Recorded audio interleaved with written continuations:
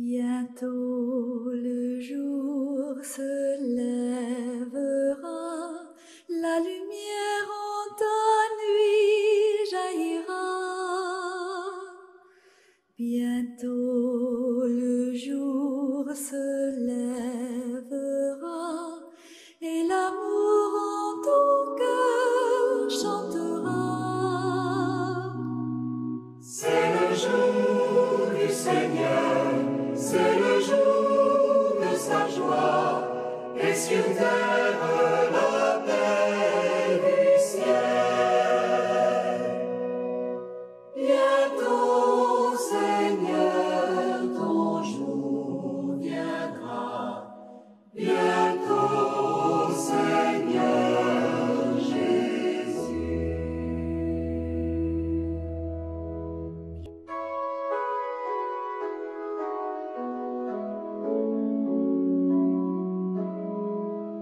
Fidèles téléspectateurs, bonjour. Au nom de Jésus-Christ, notre Seigneur, nous vous accueillons. Tous ceux et celles que Jésus accueillait se trouvaient guéris dans sa proximité, dans sa parole, mais également dans ses gestes pleins d'amour et d'amitié. En fait, l'accueil est thérapeutique et le Seigneur est lui-même l'accueillant par excellence. Il nous accueille ce midi. Puissions-nous être guéris de notre péché et célébrer dans la vérité de notre cœur la louange due à sa royauté. Puissions-nous saisir cette royauté du Christ, non comme un pouvoir universel de domination, mais plutôt comme un pouvoir universel de service. Gagnons maintenant en sérénité et en profondeur au début de cette émission. Laissons-nous instruire par la parole de Dieu que nous allons accueillir avec foi. Et sous l'ombre de la miséricorde du Seigneur, nous nous recueillons.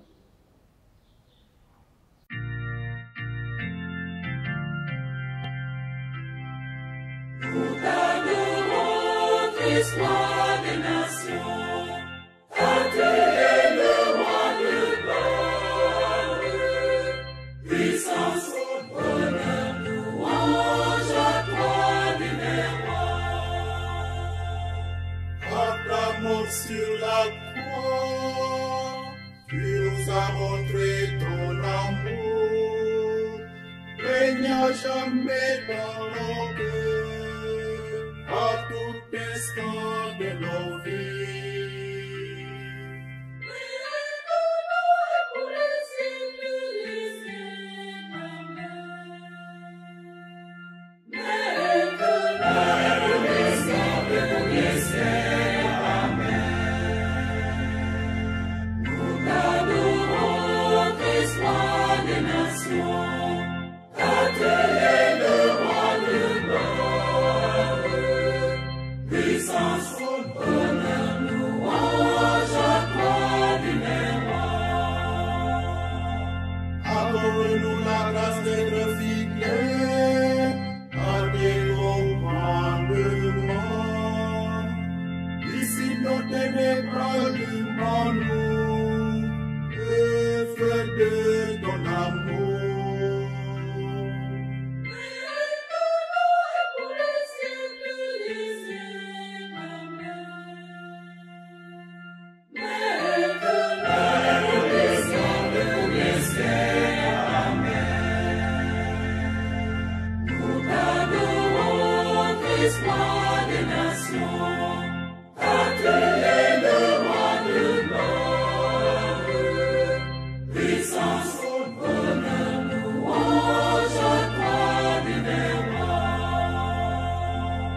Dans ton très saint sacrement, tu nous as donné le pardon de nos fautes. Accorde-nous de rejeter tout mal qui est en nous.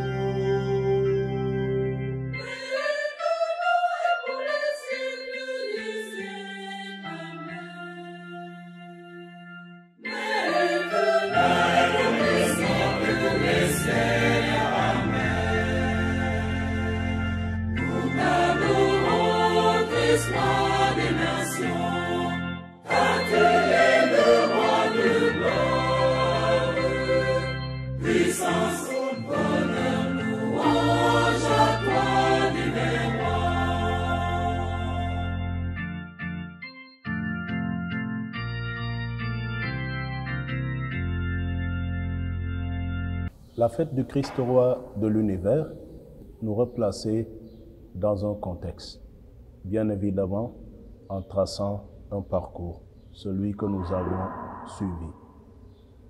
Nous sommes rendus à la fin d'une année liturgique, vécue sous l'égide de notre foi, et bien sûr à la lumière de l'Évangile.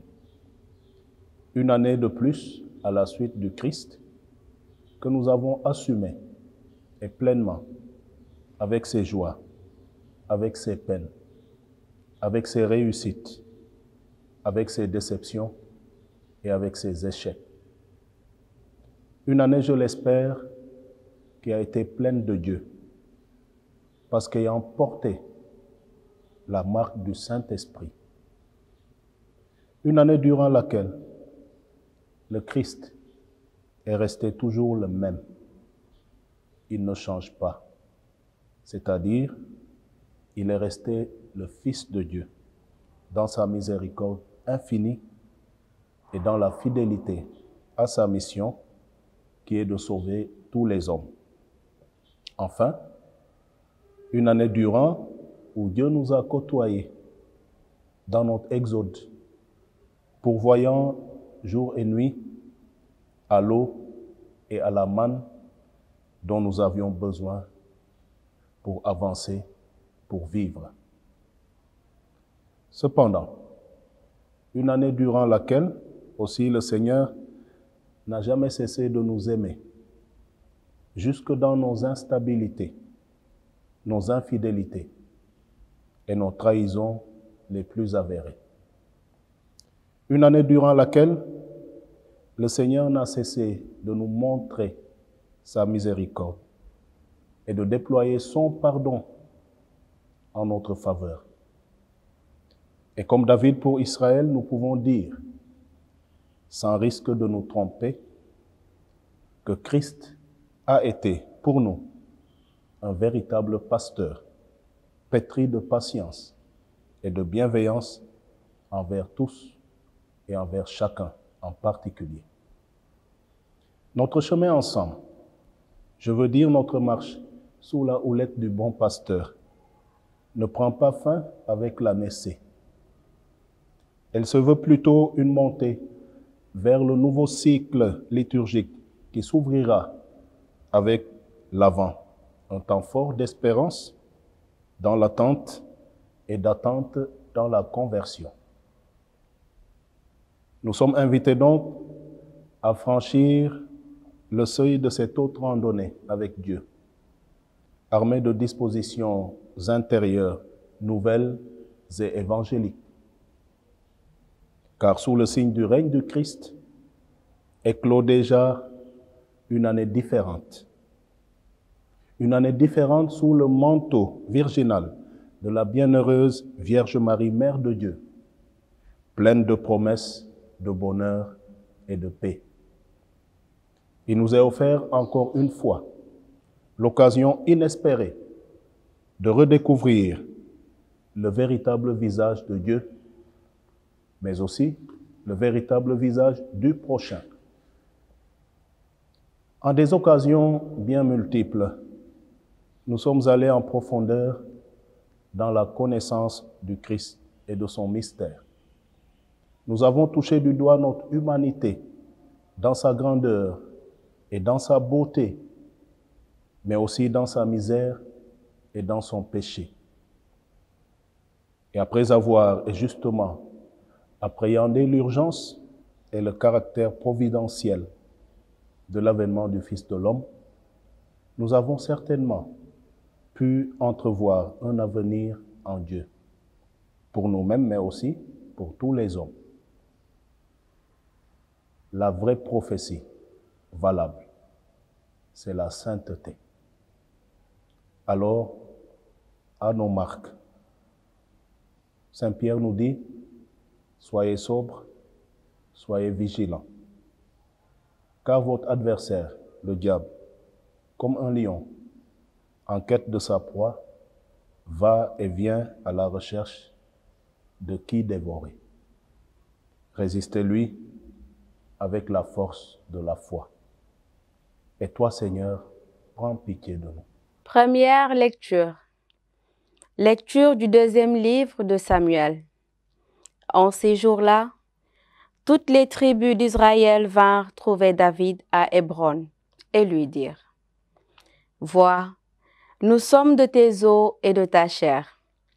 Dans le passé déjà, quand Saül était notre roi, c'est toi qui menais Israël en campagne et le ramenais.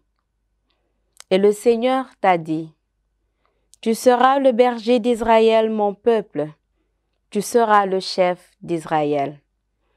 Ainsi, tous les anciens d'Israël vinrent trouver le roi à Hébron. Le roi David fit alliance avec eux à Hébron, devant le Seigneur. Ils donnèrent l'onction à David pour le faire roi sur Israël. Parole du Seigneur. Dans la joie, nous irons à la maison du Seigneur. Quelle joie quand on m'a dit: nous irons à la maison du Seigneur. Maintenant notre marche prend fin. Devant tes portes, Jérusalem. Jérusalem, te voici dans tes murs, ville où tout ensemble ne fait qu'un. C'est là que montent les tribus du Seigneur. Là qu'Israël doit rendre grâce au nom du Seigneur. Dans la joie, nous irons à la maison du Seigneur. C'est là le siège du droit, le siège de la maison de David. Appelez le bonheur sur Jérusalem. Paix à ceux qui t'aiment.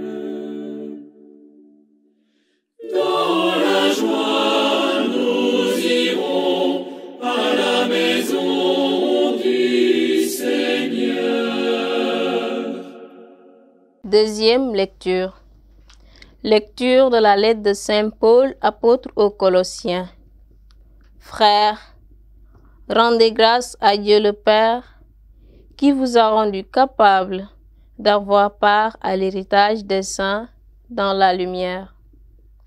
Nous arrachant au pouvoir des ténèbres, il nous a placés dans le royaume de son Fils bien-aimé. En lui, nous avons la rédemption, le pardon des péchés. Il est l'image du Dieu invisible, le premier-né avant toute créature. En lui, tout fut créé, dans le ciel et sur la terre. Les êtres visibles et invisibles, puissance, principauté, souveraineté et domination, tout est créé par lui et pour lui. Il est avant toute chose et tout subsiste en lui. Il est aussi la tête du corps, la tête de l'Église. C'est lui le commencement, le premier-né d'entre les morts, afin qu'il ait en tout la primauté. Car Dieu a jugé bon qu'habite en lui toute plénitude, et que tout, par le Christ, lui soit enfin réconcilié, faisant la paix par le sang de sa croix, la paix pour tous les êtres sur la terre et dans le ciel. Parole du Seigneur.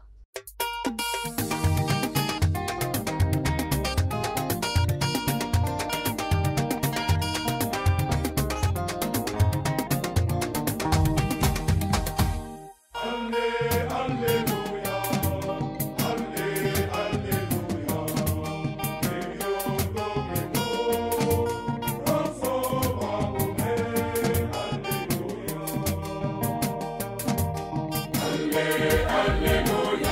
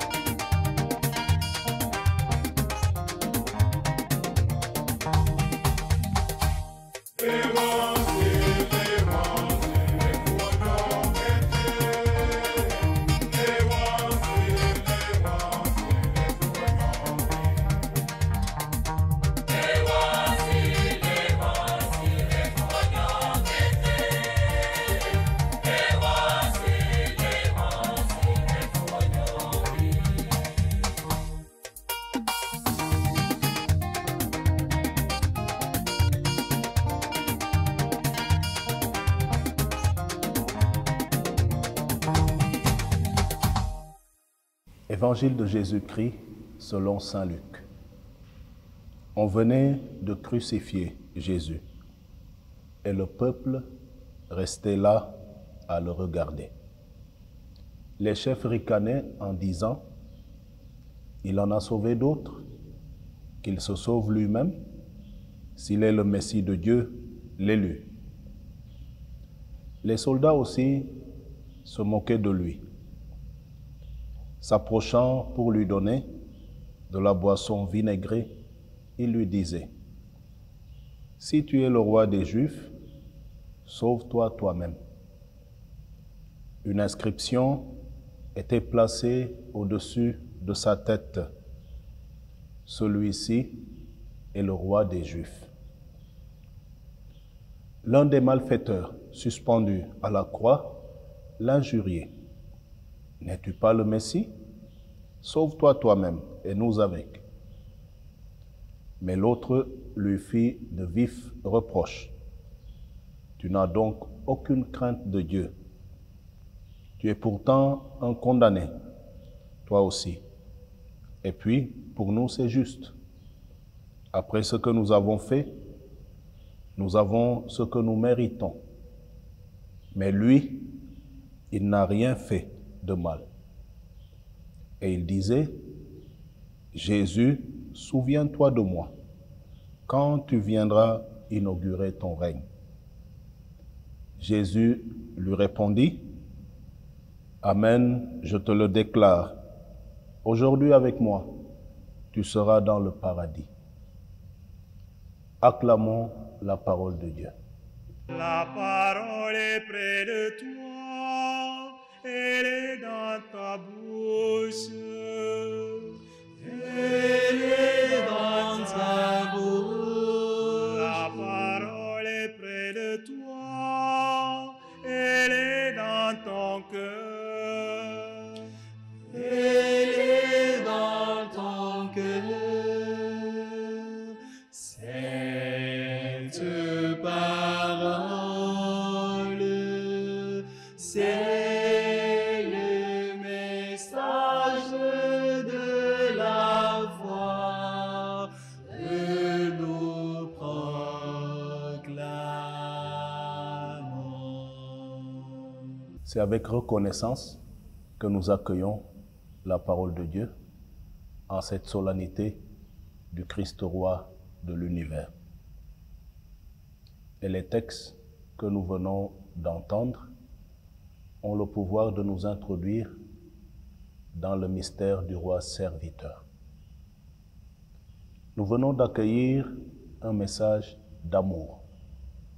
Y adhérer, c'est reconnaître qu'il n'y a pas un péché au monde que Dieu refuse de pardonner à qui possède bien évidemment le vrai repentir.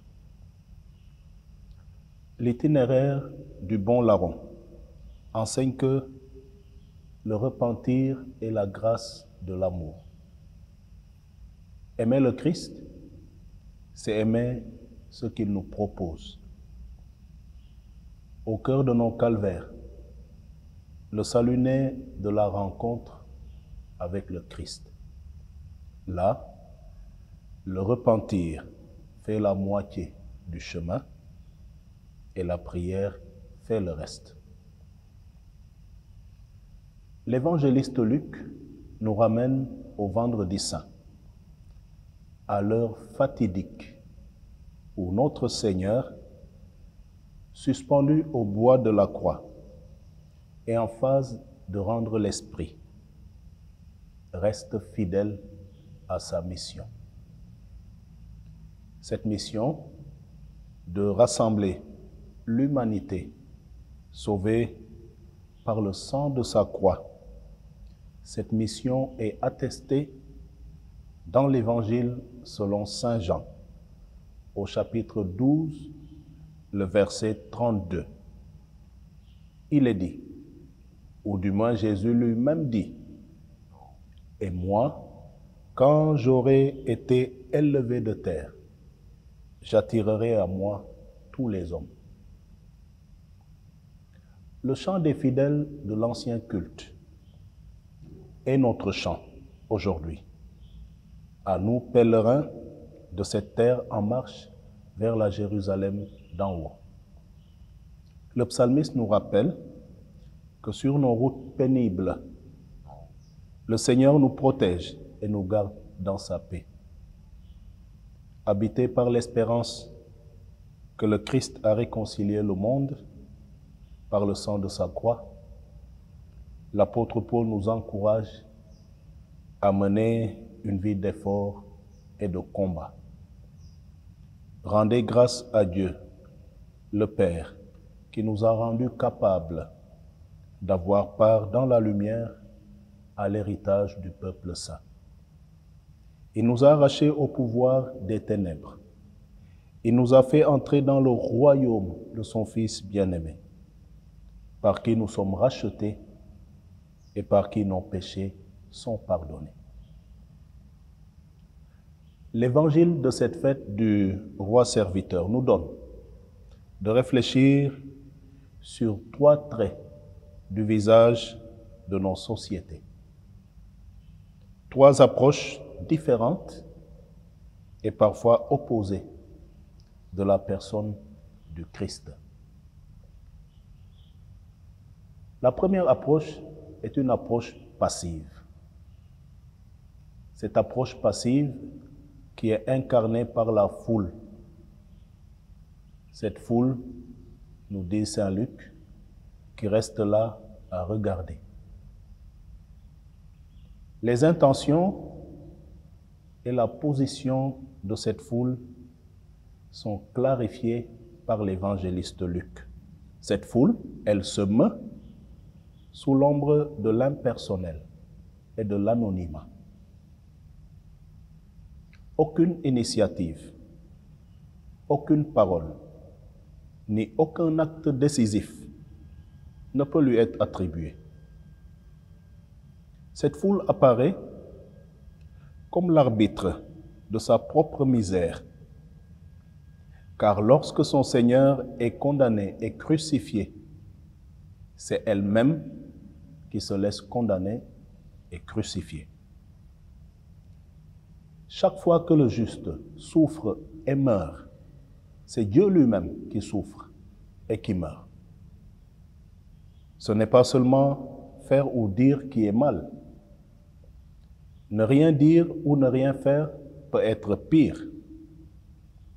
Le silence et la léthargie sont très souvent criminels. Ce qui fait que la posture de la foule dans l'Évangile ne jouit pas de présomption d'innocence. Elle est même coupable lorsque nous savons que c'est le peuple qui fait le lit du tyran. Cette foule, certainement de loin plus nombreuse, laisse faire. Une telle conduite porte gravement atteinte au pouvoir qu'elle a de faire la vérité et de rétablir le droit. La deuxième approche est une approche négative du Christ. Elle met sur scène des chefs qui ricanent, qui se moquent, des soldats qui tournent en dérision, le Seigneur souffrant, des institutions qui sabotent et tordent le droit, et des malfaiteurs qui injurient les innocents. C'est à se demander sur quelle planète nous sommes. Il faut s'en convaincre. Nous sommes bien sur la terre où l'homme a crucifié son Dieu. Un monde où l'élite, garante de l'ordre, se ligue aux malfaiteurs pour instaurer le désordre. En effet, un refus manifeste de la royauté du Christ court notre terre. Il porte plusieurs noms et se donne pour mission de subvertir les vertus les plus éminentes, d'obstruer le chemin qui mène au salut, de porter atteinte à la vérité et de briser la vie. La plus redoutable forme de persécution du Christ n'est pas en dehors de l'Église, mais en elle-même.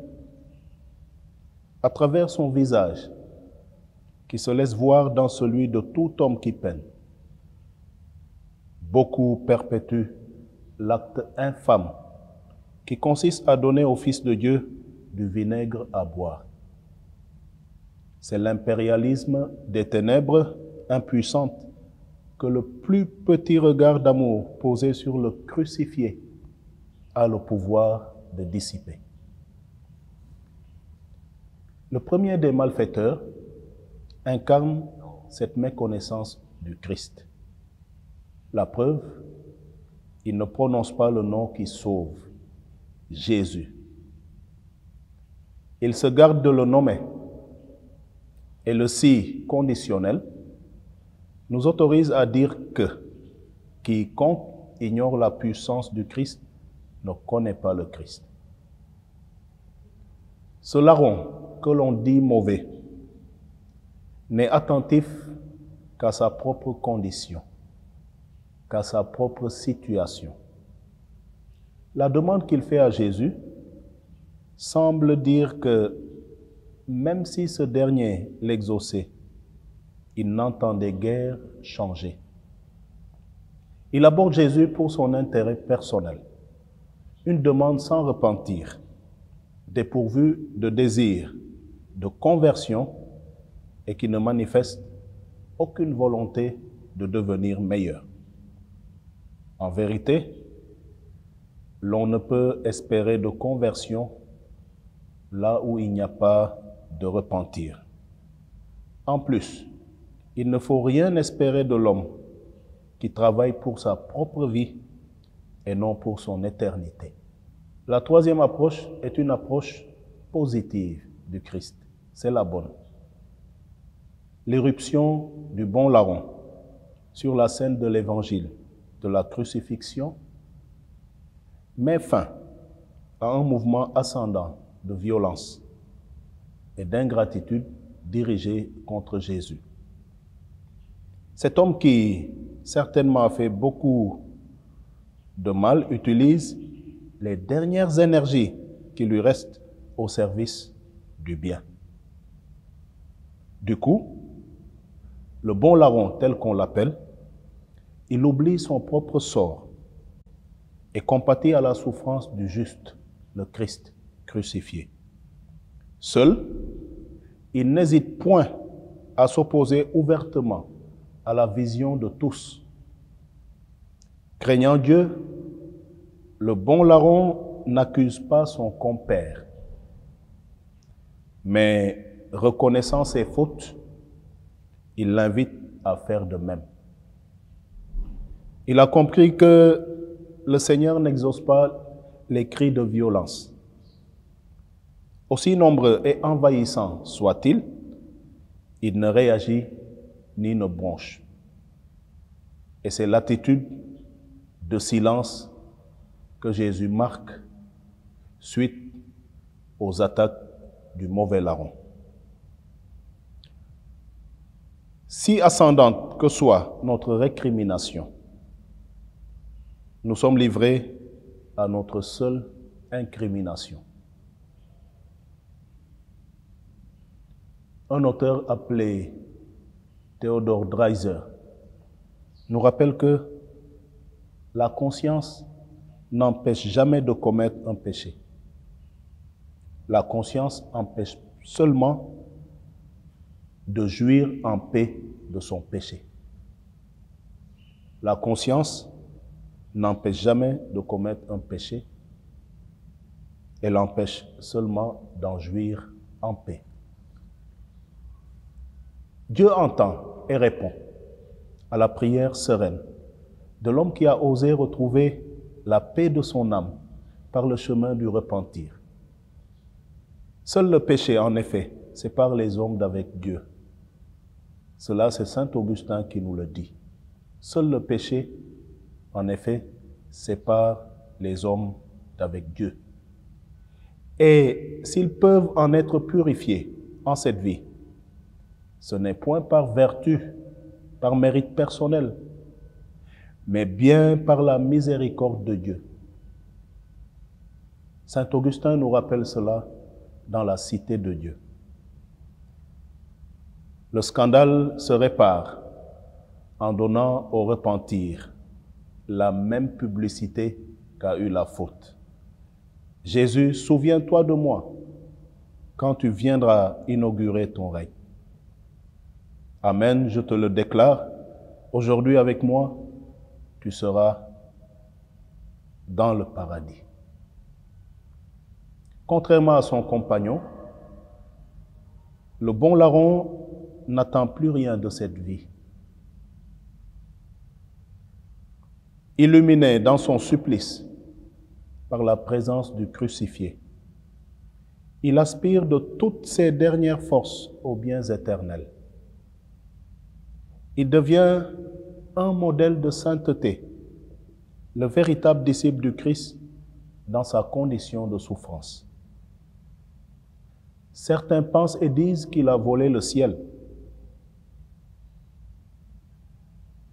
Ils veulent sans doute dire que le ciel l'a volé au mal et à la perdition.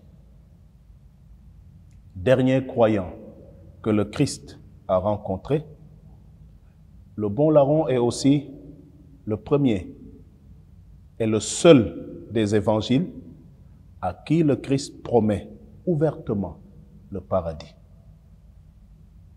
Compagnon de souffrance du crucifié, il a la primeur d'être son premier compagnon d'éternité. Il est le dernier homme sur terre à s'entretenir avec le Fils de Dieu. Cet homme au passé lourd cherchait certainement le bonheur qui passe à coups d'arbitraire et de main basse. Il obtient le bonheur éternel avec moins d'efforts, mais avec beaucoup de cœur. En ces temps où le monde traverse une crise d'espérance, le mystère de la miséricorde du Christ se révèle encore à nous dans toute sa splendeur. À tout moment de notre vie, nous pouvons rencontrer la vie. Nous pouvons rencontrer le Christ parce que c'est lui-même qui nous dit « Je suis la vie ». Il nous suffit de le décider. Le juste recherchera une découverte pleine d'amour et, dans son effort pour l'atteindre, il trouve le bonheur. À qui frappe, dit la parole, on ouvrira. Demandez et il vous sera donné. Car ceux qui s'emparent du royaume ont été appelés violents parce qu'ils exploitent non la violence des controverses, mais la violence de la continuité d'une vie droite et des prières ininterrompues. Cela est une observation de Saint Clément. Ce ne sont pas nos erreurs qui déterminent notre cœur. De bons cœurs font tout de même des erreurs. C'est plutôt notre cœur qui est convoqué aujourd'hui à assumer nos erreurs et à regarder le Christ qui donne le ciel. En définitive, chacun de nous est une maison où cohabitent une foule, un mauvais larron et surtout un bon larron. En cette solennité du Christ roi de l'univers, solennité qui héberge la journée mondiale de la jeunesse dans tous les diocèses du Sénégal. Que la balance penche du côté de la confiance en Dieu et surtout du côté du service généreux et désintéressé. Amen.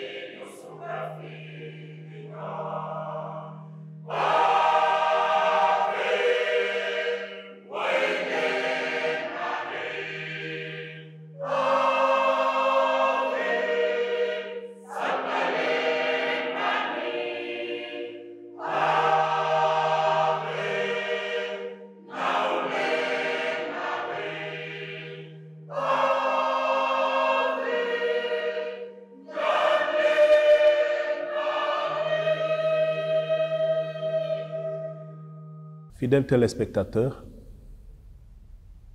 il faut que nous puissions parler des grands enjeux d'une année mariale. Née du Saint-Esprit et de l'inspiration que ce même esprit donne à son Excellence Monseigneur Benjamin Ndiaye, l'année mariale est pour nous une occasion de revisiter la profondeur du mystère de Dieu. Parce que même lorsque nous faisons le chapelet, retenons-le, est un résumé de tout l'Évangile. C'est le mystère du Christ qui est célébré.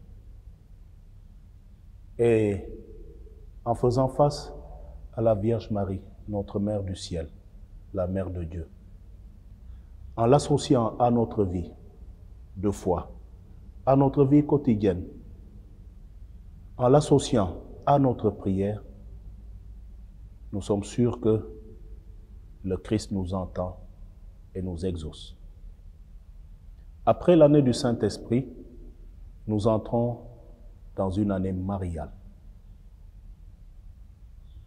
La Vierge Marie étant la tête de proue de notre Église diocésaine à Dakar et de toutes les églises du monde, dans l'adoration et la louange qui sont rendues à Dieu.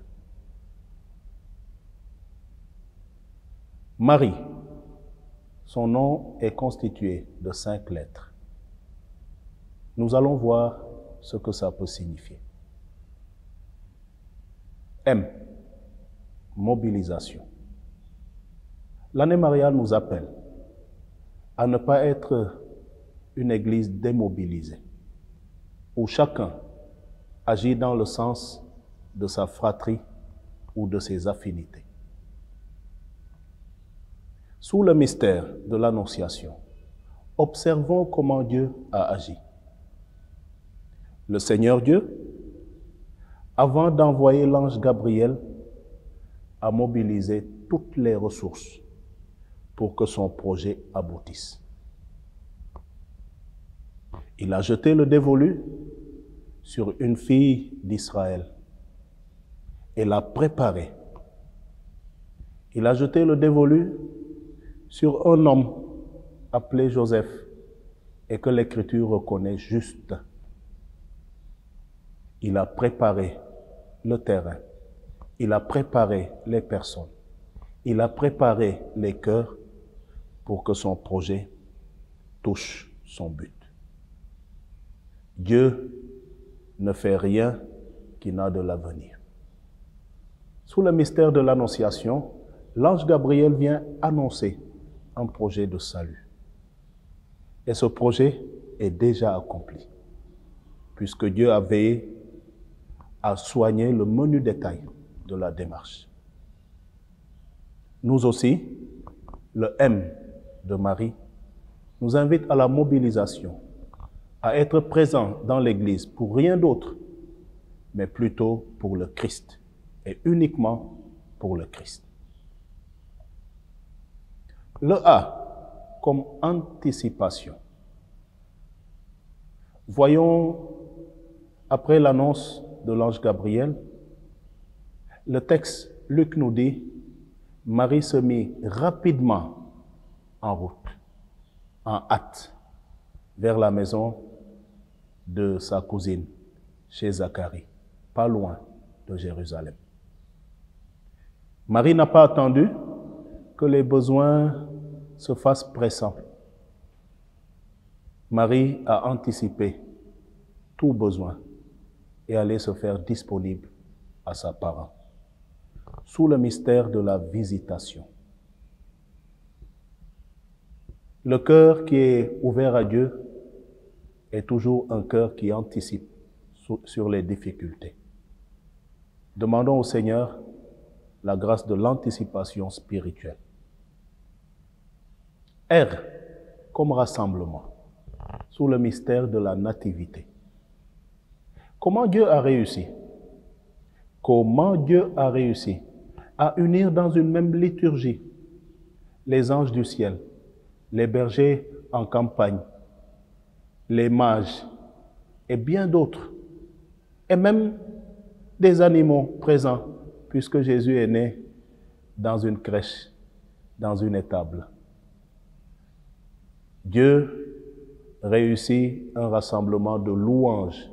Gloire à Dieu au plus haut des cieux et paix sur la terre aux hommes qu'il aime. Sous le mystère de la nativité, il nous faut aussi, en cette année mariale, revoir nos rassemblements, revoir surtout nos Eucharisties, nos assemblées de prière, pour que ce soit véritablement des lieux et des espaces porteurs de grâce, de bénédiction, des lieux de profondeur qui font tout pour divorcer avec la superficialité. La Vierge Marie est une femme de prière, qu'elle nous inspire également à être véritablement des hommes et des femmes de prière. Initiation, sous le mystère de Jésus présenté au temple. 8 jours après sa naissance, Jésus est porté par Joseph et Marie au temple de Jérusalem, au pied du vieux Siméon. Ainsi, il est intégré dans une culture et dans une religion, une foi vivante. D'ailleurs, des prophéties vont fuser à son sujet que sa mère gardait profondément et en silence dans son cœur. Aujourd'hui, la Bible nous rappelle que quand sont ruinées les fondations, que peut faire le juste? L'initiation sont les fondations de notre foi. Et je pense à tous les enfants qui, avec bonheur, marchent vers les lieux de catéchèse et d'apprentissage pour connaître le Christ, pour l'aimer vraiment et pour vivre de lui.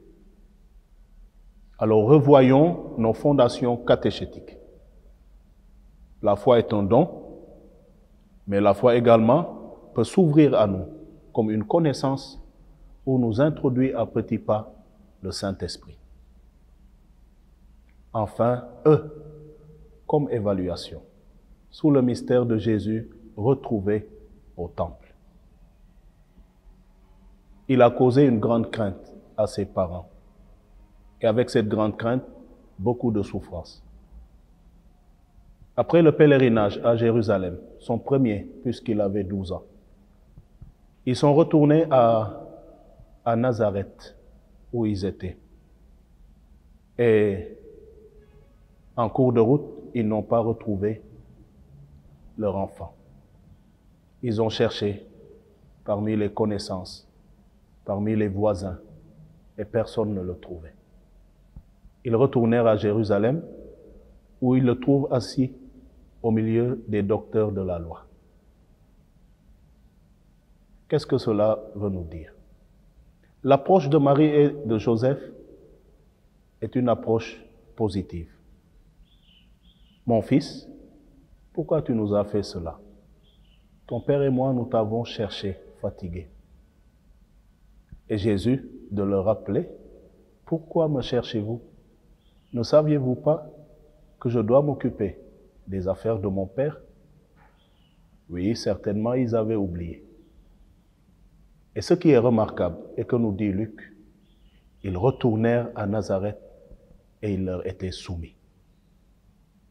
L'évaluation de tout ce que nous faisons nous permet de relancer les parties prenantes, de resserrer les liens familiaux, les liens d'amour, les liens de foi. Alors prenons pour culture, en cette année mariale et les années à venir, d'évaluer nos actions, nos activités.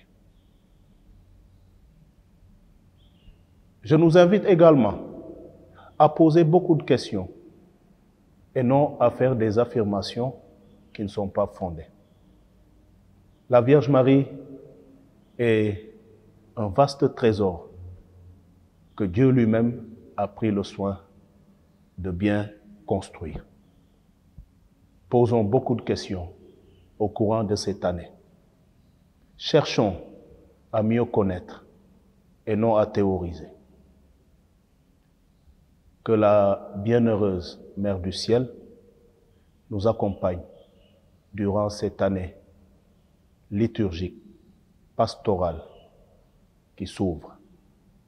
Que la nouvelle année liturgique, durant toute cette année, que nous puissions être sous le figuier, à l'ombre, pour méditer la parole de Dieu et pour en vivre.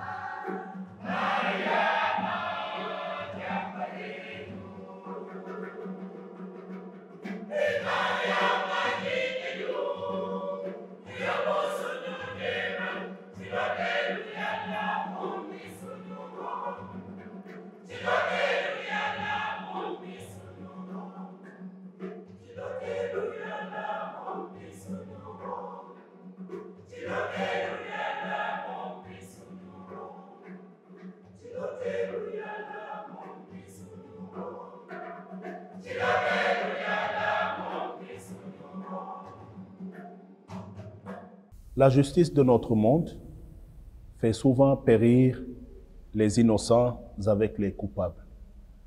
Pire, la justice de notre monde condamne parfois les justes et acquitte les injustes. Jésus lui-même en a payé le prix. À nous de ne pas rendre vaine l'œuvre de la rédemption. Seigneur, que tous ceux qui ont le courage de revenir à toi, que tous ceux et celles qui te gardent une confiance inébranlable dans leurs épreuves, puissent t'entendre, leur promettre le bonheur durable et profond. Que ta miséricorde infinie soulage les cœurs brisés et sauve les esprits abattus. À tous, nous souhaitons une bonne fête de Christ au Roi, serviteur, un bon dimanche et une très bonne semaine dans le Seigneur. C'est le jour du Seigneur.